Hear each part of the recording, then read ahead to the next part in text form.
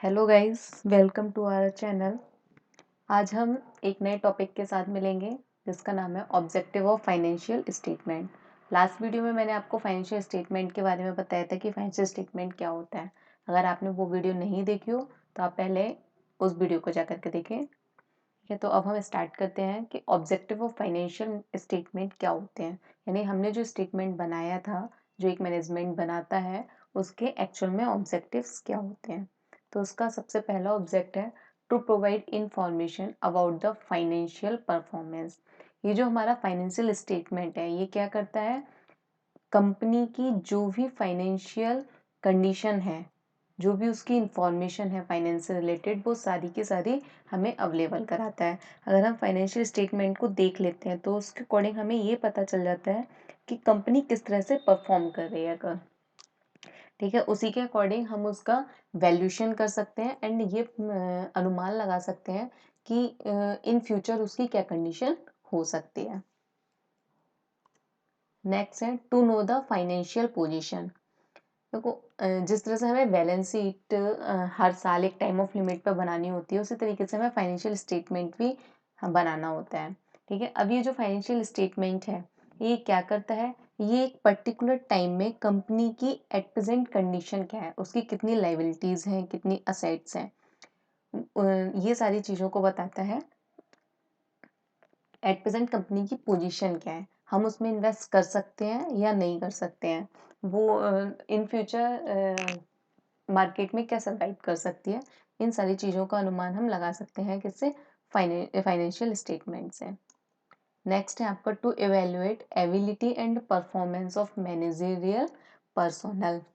इसका मतलब क्या है कि हर कंपनी की एक लिमिटेड रिसोर्सेज होते हैं। ठीक है, हर कंपनी के लिमिटेड रिसोर्सेज होते हैं और जो मैनेजमेंट होता है उसका काम क्या होता है कि लिमिटेड रिसोर्सेज से मैक्सिमम प्रॉफिट के लिए अचीव करना। ठीक है, तो इसका मतलब क्या हो गया कि जब हम फाइनेंशियल स्टेटमेंट बनाते हैं तो उससे हमें कंपनी की पता चल गया उसकी परफॉर्मेंस किस तरह से चल रही है, तो हम ये अनुमान लगा सकते हैं या ये पता लगा सकते हैं कि कंपनी के जो मैनेजमेंट है, कंपनी के जो मैनेजर्स हैं, वो कितने कैपेबल हैं, किसके लिए, कि वो किस तरह से अपने लिमिटेड रिसोर्सेज से वो मैक्सिमम प्रॉफिट को अचीव कर पाते हैं। ठीक है, और वो इस ऑब्जेक्ट को पूरा कर भी पा रहे हैं या नहीं कर पा रहे हैं। नेक्स्ट है आपका to provide financial information to external parties. अब फाइनेंशियल स्टेटमेंट जो है उसको एक्सटर्नल पार्टीज भी देखना चाहती हैं। क्यों देखना चाहती हैं? अच्छा, एक्सटर्नल पार्टीज कौन कौन सी होती हैं, पहले तो हमें ये पता होना चाहिए। तो एक्सटर्नल पार्टीज हमारे इन्वेस्टर्स हो सकते हैं, फाइनेंशियल इंस्टीट्यूशंस हो सकते हैं, क्रेडिटर्स हो सकते हैं, ये सब एक्सटर्नल पार्टीज होती हैं। तो ये हमारे फाइनेंशियल स्टेटमेंट को क्यों देखना चाहती हैं?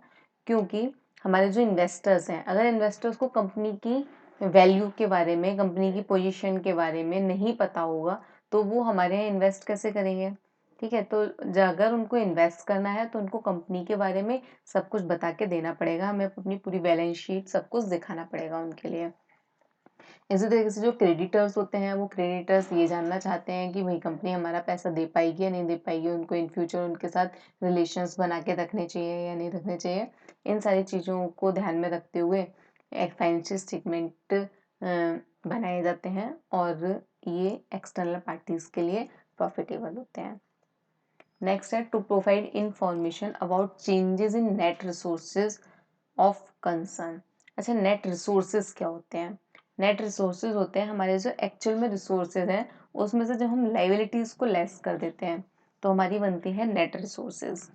ठीक है, तो हमारे जो फाइनेंशियल स्टेटमेंट है, ये क्या हमें बताता है कि कंपनी की एक्चुअल में assets and liabilities up and downs हुई हैं, कितनी अप हुई हैं, कितनी डाउन्स हुई हैं, और एट प्रेजेंट हमारे पास कितने रिसोर्सेज हैं, इसका पता भी हमें फाइनेंशियल स्टेटमेंट से लग सकता है।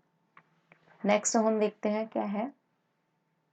नेक्स्ट है पार्टीज इंटरेस्टेड, यानी कि फाइनेंशियल स्टेटमेंट में कौन कौन सी पार्टीज इंटरेस्टेड रहती हैं, किसके लिए फाइनेंशियल स्टेटमेंट लाभदायक होता है, ये देखेंगे।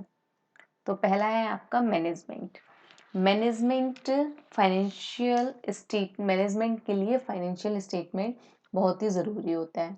वो किस लिए ज़रूरी होता है कि जो हमारा मैनेजमेंट होता है, मैनेजमेंट अकाउंटेंट, वो क्या करता है कि हमने जो स्टेटमेंट बनाया है उसको पूरी तरीके से एनालाइज करने के बाद हमारा जो मैनेजमेंट है उसके सामने रखता है कि तब उस एनालाइज को देखने के बाद हमारा मैनेजमेंट क्या करता है, डिसीजंस को लेता है। ठीक है, तो जब तक मैनेजमेंट को फाइनेंशियल स्टेटमेंट नहीं मिलेगा तब तक मैनेजमेंट सही डिसीजंस को नहीं ले पाएगा। और सही डिसीजंस हमारे कब लिए जाएंगे, जब हमारा फाइनेंशियल स्टेटमेंट प्योर बना हुआ होगा, कोई भी मैनिपुलेशन उसमें नहीं किया गया होगा, सही तरह से एनालाइज किया गया होगा। तो मैनेजमेंट के लिए हमारा फाइनेंशियल स्टेटमेंट ज़रूरी हो गया, किस लिए, डिसीजंस को लेने के लिए। नेक्स्ट है क्रेडिटर्स। क्रेडिटर्स के लिए भी फाइनेंशियल स्टेटमेंट किस लिए ज़रूरी हो गया, क्योंकि वो इसके थ्रू ये पता लगता है उनके लिए कि पोजीशन क्या है, वो इन फ्यूचर में हमारे पैसों को दे पाएंगे या नहीं दे पाएंगे, इनसे आगे कंटिन्यू रिलेशंस बना के रखने हैं या नहीं रखने हैं, या बना के रखने हैं तो कितने बना के रखने हैं। अगर उसके अप होने के चांसेस होंगे तो वो और भी ज़्यादा काम कर सकता है कंपनी के साथ, और अगर उसके डाउन होने के चांसेस होंगे तो वो नहीं करेगा, हमारे साथ रिलेशंस को बना के नहीं रखेगा। तो उसको ये डिसीजन लेने के लिए भी फाइनेंशियल स्टेटमेंट की ज़रूरत पड़ती है। नेक्स्ट है आपका बैंकर्स। अब जो बैंकर्स होते हैं ये, इनके लिए भी फाइनेंशियल स्टेटमेंट देखना होता है, क्योंकि हर कंपनी एक बैंक से अपना लोन का लेन देन या पैसों का लेन देन करती है। तो बैंकर्स के लिए ये देखना होता है कि अगर कंपनी हमारे पास लोन लेने के लिए आ रही है तो हम उसको किस लिमिट तक लोन दे सकते हैं, किस इंटरेस्ट रेट पर लोन दे सकते हैं, उसको देना चाहिए, लोन देना चाहिए या नहीं देना चाहिए। इन सब चीज़ों के डिसीजंस के लिए भी बैंकर्स के लिए फाइनेंशियल स्टेटमेंट की ज़रूरत होती है। नेक्स्ट है इन्वेस्टर्स। इन्वेस्टर्स हम ऊपर भी पढ़ चुके हैं कि इन्वेस्टर्स क्या करते हैं, हमारी कंपनी में अपने पैसे को लगाते हैं।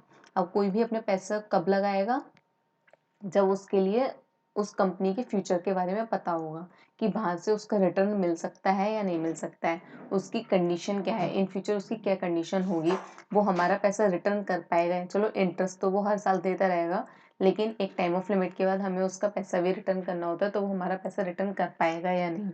तो ये इन सारे, मतलब इन्वेस्टर के लिए किस कंपनी में इन्वेस्ट करना है और किस लिमिट तक इन्वेस्ट करना है, इसको जानने के लिए भी कंपनीज के फाइनेंशियल स्टेटमेंट की ज़रूरत होती है। नेक्स्ट देखते हैं स्टॉक एक्सचेंज को। स्टॉक एक्सचेंज क्या है, स्टॉक एक्सचेंज एक ऐसा प्लेटफॉर्म है जहाँ पर किसी भी कंपनी के शेयर्स एंड डिवेंचर्स को परचेज एंड सेल किया जाता है।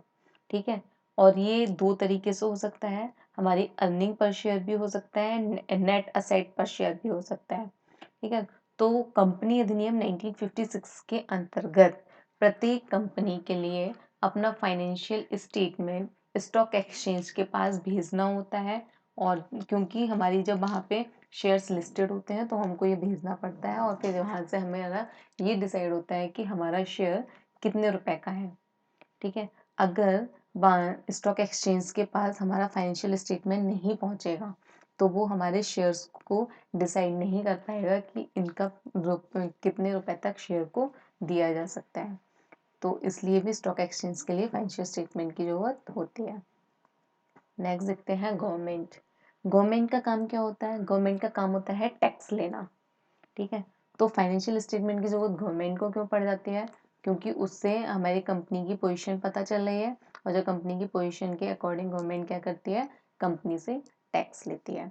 और वो ये भी ये भी देखती है, फाइनेंशियल स्टेटमेंट में ये भी मेंशन होता है कि वो टाइम पर टैक्स दे रहे हैं या नहीं दे रहे हैं। तो वो सारी चीज़ें भी गवर्नमेंट को फाइनेंशियल स्टेटमेंट से पता चल जाती हैं कि वो टाइम पर टैक्स देते हैं या नहीं देते हैं, और कितना टैक्स उनसे लिया जा सकता है। ये सारी चीज़ें देखने के लिए गवर्नमेंट के लिए फाइनेंशियल स्टेटमेंट की जरूरत होती है। तो कौन कौन सी हमारी पार्टीज इंटरेस्टेड रहती हैं, management, creditors, bankers, investors, stock exchange and government. यहाँ तक आपको समझ में आया हो तो लाइक, शेयर एंड सब्सक्राइब कीजिएगा। और अगर आपने हमारी पिछली वीडियो नहीं देखी है तो उसको आप देख लीजिए। इसी वीडियो के एंड में आपको इसका लास्ट वीडियो इसका लिंक मिल जाएगा। Thank you.